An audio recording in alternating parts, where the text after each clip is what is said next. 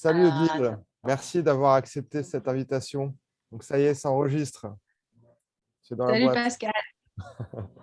Donc merci. Donc j'ai l'honneur d'accueillir Odile ce soir, enfin pour toi et ce matin pour moi. Donc Odile qui a un parcours hors norme et qui aujourd'hui œuvre pour faire connaître et partager la cuisine sauvage. Alors je vais te voir son site internet à l'instant. C'est incroyable. La presse du monde entier est venue la voir. C'est un véritable phénomène. Et ce que je vais faire, je vais te passer la main, Odile, pour que tu te définisses. Comment tu te définirais aujourd'hui? Alors, aujourd'hui, comment je me définirais moi? Eh ben, je me définis comme initiatrice et, euh, et je suis à ma place.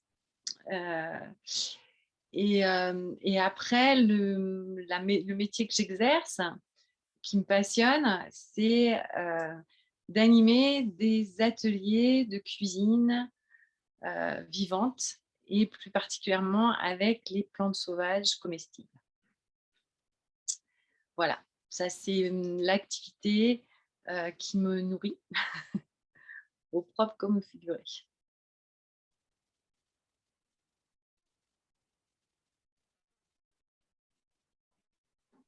Ok. Excuse-moi, il y a Je un petit bug t'entends. parce que j'avais enlevé Ouais. le micro parce qu'il y a une débroussailleuse à côté. Alors, est-ce que tu pourrais me dire qu'est-ce qui te fait le plus vibrer dans ce métier justement d'atelier, de faire partager ta passion pour les plantes sauvages comestibles avec cette cuisine vivante, cette vie d'indépendante, qu'est-ce qui te fait le plus vibrer? Eh ben, écoute, qu'est-ce qui me fait le plus vibrer? C'est vraiment de transmettre ce savoir. Euh, je me suis aperçue, donc, ça fait longtemps que je suis fan de cuisine et ça fait seulement, on va dire, une quinzaine d'années que j'ai découvert les plantes sauvages. Et je me suis rendu compte qu'elles étaient bonnes pour la santé, gourmandes, gratuites, qu'elles choisissaient elles-mêmes leur environnement où elles poussaient et que donc à part les cueillir en conscience, on avait vraiment la nature était généreuse avec nous et on n'avait rien d'autre à faire que ça, de les cueillir euh, avec respect. Et transmettre au cours de balades et d'ateliers cuisine, comment les appréhender dans leur environnement, comment les cueillir, comment les préparer et comment les cuisiner. Et ben, c'est à chaque fois, pour chaque atelier, c'est une aventure humaine, gourmande, ludique. Et en fait, comme ça, le message y passe bien, bien mieux que quand tu prends un bouquin et que tu regardes les plantes et que tu vas chercher dans la nature avec ton petit bouquin ou avec une application, euh, une application de smartphone. En fait, quand il y a un savoir direct qui est transmis oralement, et ben ça, c'est vraiment un vrai plaisir. Alors, du coup, j'allais te poser la question de comment tu avais eu le déclic pour te lancer, mais là, tu m'emmènes directement sur le pourquoi tu fais ce que tu fais et quel est le sens profond de ton action. Alors, du coup, je préfère que tu répondes à ça si tu es d'accord. Ouais, je suis d'accord, sauf que finalement, ça se rejoint un peu comment et pourquoi. Comment? Alors, moi, j'habite depuis plus de 20 ans dans un endroit qui s'appelle la vallée du Toulourinque. J'habite dans un petit village qui s'appelle Brantes, un village de 60 habitants. Et c'est un petit nid d'aigle perché. Tu as dû le voir sur le site internet. Et déjà, l'environnement est magnifique. Et quand je suis arrivée pour m'installer dans ce village, après une carrière en région parisienne, on va dire carrière, enfin en tout cas une partie de vie en région parisienne, j'ai aussi non seulement rencontré l'environnement, mais aussi les habitants du, de ce petit village. Et parmi ces habitants, il y avait une femme qui s'appelait Jacqueline Toumissin et qui était vraiment une enfant du pays. Elle avait grandi là-bas. Moi, je suis qu'une néo-rurale. Elle était vraiment enfant du pays. Et elle m'a initiée vraiment à regarder la nature autrement, Elle m'a emmenée en balade, elle m'a fait voir toutes les petites salades sauvages, elle me les a fait goûter. Et là, je me suis dit qu'il y avait heu, vraiment une autre façon encore de se nourrir et de cuisiner. Donc à ce moment-là, j'ai vraiment, senti à quel point, c'était une cuisine de femme aussi, beaucoup. Et et je me suis dit: C'est important tous ces savoirs qu'ont nos anciens, de pas les oublier et de pouvoir, les transmettre, hein. Donc j'étais déjà convaincue que la cuisine saine, bio, avec les produits locaux, c'était la voie. Mais en rajoutant la touche des plantes sauvages et ben, c'est elles sont très nutritives, elles ont plein de qualités et vraiment, c'est dommage de s'en priver. Donc voilà, je joue maintenant avec et ouais, c'est un savoir qu'il faut pas qu'il se perde. Mmh. Merci Odile et je témoigne personnellement pour avoir mangé mon meilleur repas peut-être de toute ma vie avec toi. C'est vrai que c'est vraiment la cuisine de l'énergie, il faut vraiment l'expérimenter parce que c'est vrai que tant qu'on n'est pas parti en balade, qu'on n'a pas, goûté cette cuisine, on ne sait pas trop de quoi il s'agit, c'est vraiment étrange, hein. Ouais. C'est vraiment de et l'expérience, quoi. Et après, une fois que tu commences à connaître vraiment les plantes autour de toi, tu verras que tu porteras un regard, systématique, sur, les plantes que tu rencontres et en fait, il y en a partout. Il y en a il y en a beaucoup évidemment, à Brantes parce que c'est un bon endroit et qu'elles sont préservées. Mais même si tu vas à Paris, même dans les squares, même au pied des arbres, même, et ben, il y en a toujours en fait. Mmh. Yes. J'aimerais maintenant que tu nous parles, par rapport à ton parcours, du coup, tu as un peu évoqué ton déclic, mais, si on revient un petit peu au début, à ce déclic de changer et puis après de devenir, on va dire, petit à petit, transmetteuse et Ouais. initiatrice, d'expériences entre guillemets «hors normes» de cuisine sauvage. Quelles sont les difficultés que tu as pu rencontrer? Et en même temps, peut-être aussi que ça s'est fait de manière fluide, mais j'aurais aimé avoir ton regard là-dessus, en rétrospective. Alors, en fait, j'ai toujours eu de l'appétence pour la cuisine. Ça date d'il y a longtemps. Quand j'étais plus jeune, vraiment, j'avais bien décidé d'en faire mon métier. Je trouvais que ça allait pas très bien avec le fait d'être maman, donc j'ai attendu que mes filles soient grandes, qu'elles aient quitté la maison et après ça s'est fait vraiment, avec des rencontres. Donc j'ai rencontré Anne-Marie, hem, mon premier maître, vénérable maître, qui m'a vraiment initiée à une cuisine, très joyeuse, très simple, mais pas chère aussi, important. Et avec elle, on a commencé, on va dire, l'association, donc on a lancé l'association Les Aventurières du Goût et elle regroupe donc des femmes qui souhaitent valoriser, le savoir-faire, de nos grands-mères.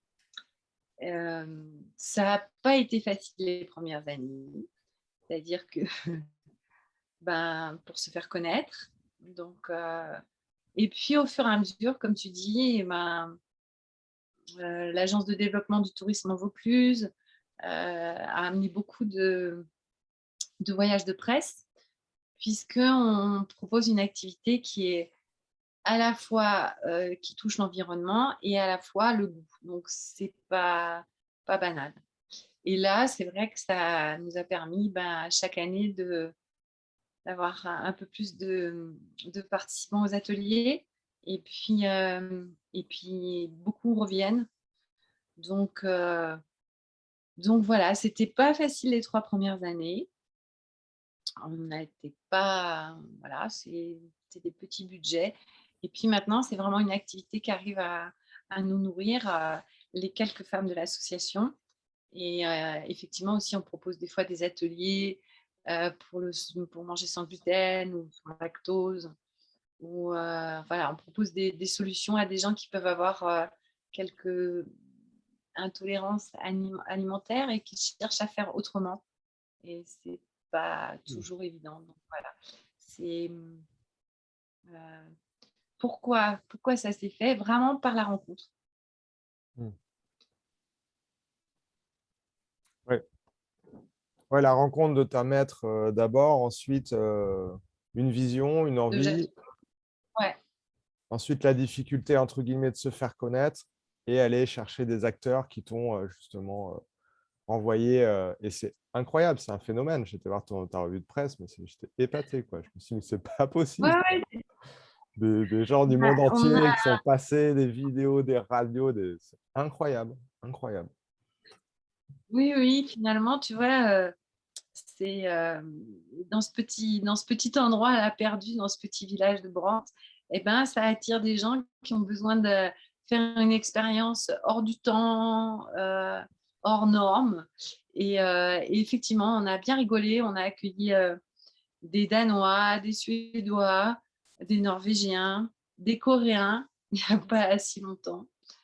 Et finalement, c'est quelque chose qui nous rejoint. Enfin voilà, faire la cuisine ensemble, tu peux le faire avec n'importe qui. C'est universel. Mm. Je partage, c'est sûr. Du coup, j'allais te poser la question, c'est, je ne sais pas si tu étais avec une jeune personne, une jeune ethnobotaniste ou avec un petit peu, on va dire, la même vision que toi, ce serait quoi le conseil que tu lui donnerais? Euh, euh, D'être le plus possible, euh, rester simple, euh, euh, être, enfin, continuer à célébrer le vivant et, et, euh, et pas lâcher en fait. Vraiment, voilà, si peut-être les premières années sont difficiles parce que c'est pas commun, mais voilà, ça vaut le coup on fait des petits en fait. C'est semer, petit pousset, l'ogre Monsanto ne nous mangera pas. Donc voilà, c'est ouais, c'est passer du temps dans la nature, passer du temps au jardin, parce qu'au jardin, on peut aussi faire pousser des légumes qu'on a plantés, mais on peut aussi mélanger les plantes sauvages. Les deux, ça marche, c'est pas exclu. Mm. Et, ouais, de célébrer, ouais, de célébrer le vivant et le fait de faire ensemble, euh, d'être dans cette convivialité-là, c'est le plus important. Merci pour ces pépites. Et du coup, je repose la question un peu différemment. Et justement, si tu avais une question à lui poser à ce jeune ethnobotaniste ou cette jeune ethnobotaniste, ou alors à la limite même quelqu'un de passionné qui veut célébrer le vivant, qui veut se lancer Ouais, dans l'entreprise, l'association, ou alors ouais. monter une entreprise, etc., ce serait quoi la question que tu lui poserais? Ou les questions? Alors, c'est vraiment, est-ce que tu as bien, est-ce que tu as bien fait le tour de tous les agriculteurs autour de chez toi? Est-ce que tu sais à quel point c'est important d'être en lien? Euh, Parce que les plantes sauvages, c'est des compléments, on ne mangerait pas que ça. Ou alors, il faudrait avoir un système digestif un peu différent peut-être. Donc, vraiment euh, recenser autour de soi tous les acteurs locaux qui sont en lien avec le vivant. Et voilà, quelle est... Et peut-être, peut-être j'ai pas en plus, enfin voilà, ce qui c'est important pour moi, c'est quelle est ton ambition? Si c'est de réussir et d'être pété de thunes, comme je dis souvent, ça va pas le faire. Si ton ambition, c'est heu, de vraiment, partager un savoir, et de l'offrir, là, je pense que, heu, là, je pense que ça va bien se passer. Mmh. Alors justement, tu me tends une perche là, Odile. Du coup, pour toi, c'est quoi la vision de la Ouais, réussite? Ta vision de la réussite, parce que quelque part, extérieurement, on peut dire que voilà, tu as une forme de réussite et tout ça, et pourtant, bah, évidemment, tu n'as pas été guidé par, la recherche du gain. Enfin, il n'y avait pas de motivation commerciale au départ. Donc j'aurais aimé non, savoir quelle était ta vision, de la réussite au-delà justement de l'argent. Enfin, même si c'est bien sûr, ça peut ouais, nous voilà, je t'écoute. heu, ouais, pour moi, la réussite, c'est, enfin, je me suis aperçue que voilà, souvent, en partageant aussi, avec, d'autres associations localement, en étant investie dans d'autres associations, parce qu'effectivement, en milieu rural, le tissu associatif, il est assez puissant, en tout cas dans la vallée du Toulourenc et aux alentours. Hem, il y a pas d'ambition si ce n'est d'être en lien.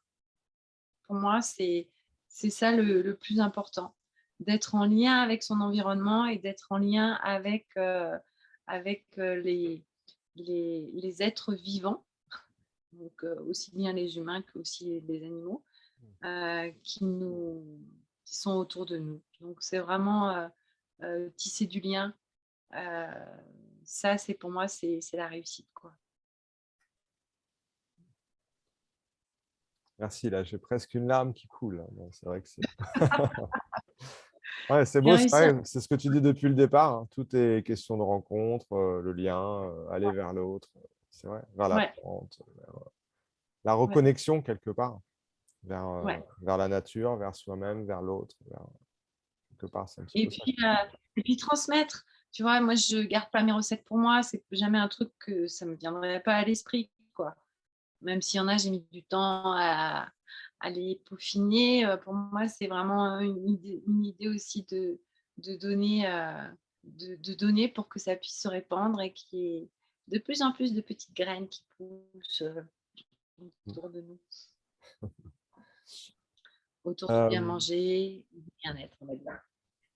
J'aurais aimé avoir ton regard aussi sur autre chose, sur, parce que finalement, de fait, tu proposes quelque chose, on va dire qui est, bon, il y a déjà d'autres personnes qui sont aussi un peu dans cette veine-là, mais en même temps, tu le fais à ta manière, de manière unique, et je voulais savoir si tu avais cherché à faire quelque chose d'unique ou pas du tout? Tu t'es lancé, tu t'es dit: «Moi, je veux faire du mieux que je peux, créer du lien, offrir ce que j'ai de meilleur», ou alors s'il y avait une réflexion là-dessus sur, voilà, sur, Mmh.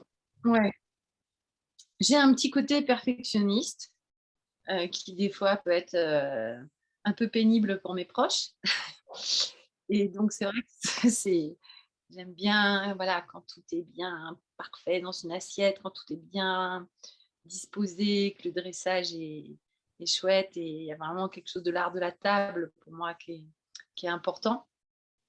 Hem, Ça c'est sûr, et après, j'en reviens à cette histoire de rencontre, quoi. C'est-à-dire que, si j'avais pas rencontré Anne-Marie qui me montre comment, on fait une cuisine, pas chère avec, des bons produits, et qui peut nourrir plein de monde. Après, j'ai travaillé pendant longtemps avec, aussi une autre association qui s'appelle toujours les Rustines de l'Ange. C'est un concept, c'est des musinières et des cuisiniennes. Donc elles avaient, le côté artistique et le côté cuisine, et avec elles, j'ai beaucoup appris aussi, d'aller sur des festivals, faire du catering, auprès de sur des spectacles, et ça a été aussi une vraie belle rencontre qui m'a appris à avoir confiance aussi, et tu vois, à dire, «OK, je suis capable de faire à manger pour 100 personnes, pour 300 personnes», et de garder cette qualité-là. Et voilà, donc à travers Anne-Marie, à travers, les rustines de l'Ange, et à travers d'autres liens que j'ai pu tisser avec des gens qui font enfin, qui sont dans l'idée de nourrir en faisant une cuisine vivante. Quand on dit cuisine vivante, ça veut dire cuisine essentiellement végétarienne. Hein, effectivement, on ne fait pas trop à manger avec Sanglier. des produits, avec du sanglier, etc. Mais bien que, tu vois, ça fait aussi partie des liens que tu peux tisser quand tu habites dans un milieu rural. Il y en a des gens qui vont ramener des sangliers. Donc, comment cuisiner un sanglier en y ajoutant la pâte des plantes sauvages, voilà, ça peut être un vrai truc intéressant. Et après, du côté de Brandt, on a beaucoup de gens qui travaillent les fromages de chèvre, les fromages de brebis, et puis on a une ferme pas très loin où ils font des très bons œufs. Donc voilà, ça va être, on va dire, les protéines animales qu'on va amener, ça va être autour de ça. Ok. J'aurais aimé te poser la question parce que je sais que tu es très, on va dire, très engagé. Et j'aurais aimé savoir si, quand vous êtes lancé avec votre association, vous étiez dit, il y a telle chose, telle chose, telle chose, on ne le fera pas. Est-ce que vous étiez vraiment clair là-dessus ou est-ce que vous êtes toujours en réflexion là-dessus parce qu'il y a toujours des ajustements? Écoute, je dirais qu'au début, économiquement, on avait besoin de tout faire. Donc, on a beaucoup fait à manger pour des mariages ou on travaille aussi pour des institutionnels, des collectivités locales et des institutionnels. Et c'est vrai que ça, avec le temps, on le fait un petit peu moins. Et qu'est-ce qu'on s'était dit qu'on ne ferait pas, qu'on ne ferait pas un menu qu'on nous imposerait, qu'on ferait toujours force de proposition. Qu'est-ce qu'on s'était dit qu'est-ce qu'on s'était dit qu'on ne ferait pas. En fait, au début, on a presque tout fait. Puis après, on a cherché à affiner vers ce qui nous semblait le plus répondre à nos valeurs, on va dire. Ok. Et donc, bon, allez, d'accord, je le dis, on a fait des banquets avec des sangliers au début. Okay.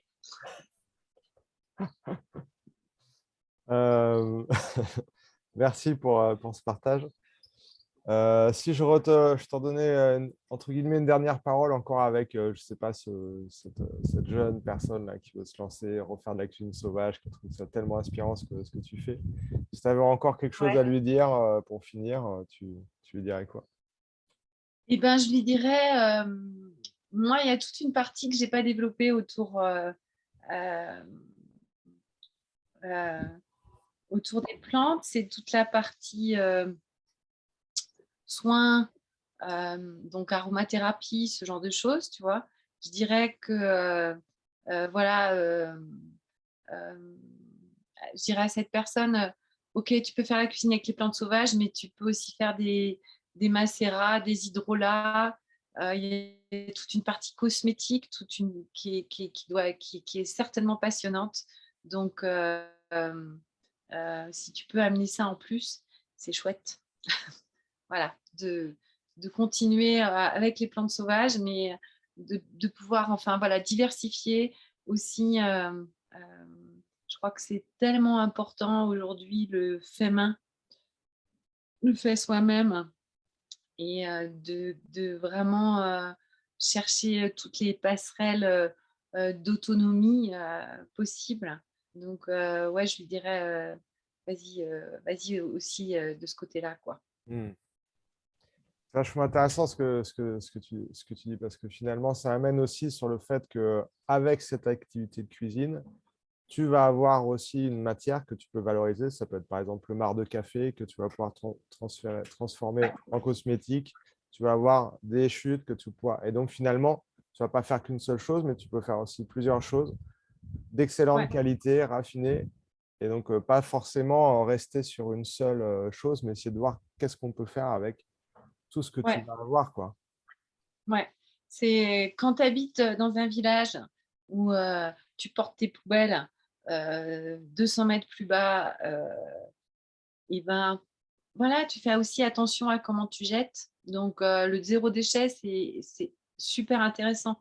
La cuisine des épluchures, c'est aussi on s'aperçoit que vraiment on a des croyances par rapport à ça et de s'en libérer et d'ouvrir le champ du possible, je pense que c'est vraiment chouette, quoi. Hmm.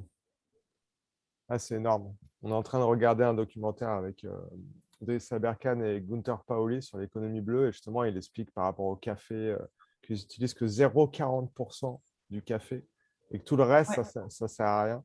Et justement, ils ouvrent le champ des possibles en montrant des exemples sur justement comment on peut arriver à intervenir et puis en fait sublimer chaque étape et arriver à que ça soit vraiment bonne intelligence. C'est passionnant ce truc-là.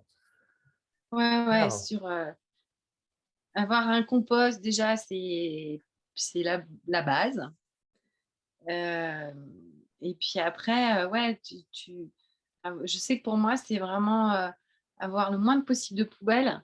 C'est un truc, à chaque fois, je me dis: «Mais voilà, là, on est à notre place, quoi». Super, merci. Merci beaucoup, Odile. Je pense que tu vas inspirer sûrement quelques personnes qui vont regarder cette vidéo. Et c'est vraiment merci pour toutes ces pépites, cette invitation à transmettre cette belle cuisine. Donc, je transmettrai tous tes liens Internet en dessous, bien sûr, en dessous de la vidéo. J'inviterai donc les internautes à aller te voir, te rendre visite à Brandt, peut-être t'appeler s'ils sont dans la région ou venir au Portugal à l'oral, l'éco-village. Bienvenue, bienvenue. Et puis, moi, je peux dire que tu es mon jeune padawan. Continue Ah, sur cette voie-là.